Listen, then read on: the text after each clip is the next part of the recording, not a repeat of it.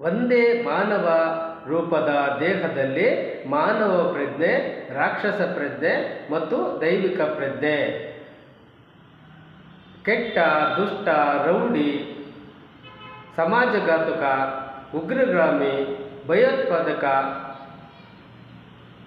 ಮನಸ್ಥಿತಿಯನ್ನು ಬೆಳೆಸಿಕೊಂಡವನು ರಾಕ್ಷಸನು. ಇವನ್ಯಾವುದು ಮಾಡದೆ ಉತ್ತಮ ರೀತಿಯಲ್ಲಿ ಜೀವನ ಮಾಡುವವನು ಮಾನವನು. ಎಲ್ಲರನ್ನು ಉತ್ತಮರನ್ನಾಗಿ ಮಾಡಲು ಪ್ರಯತ್ನ ಮಾಡುವನು ದೈವಿಕ ಮಾನವನು ಅಷ್ಟೇ.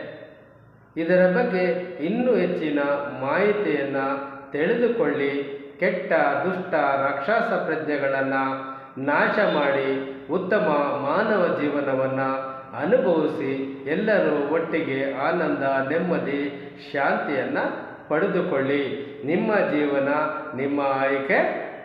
ನಾನು ಉತ್ತಮ ಮಾರ್ಗದರ್ಶನ ಕೊಡಬಹುದು ಅಷ್ಟೇ.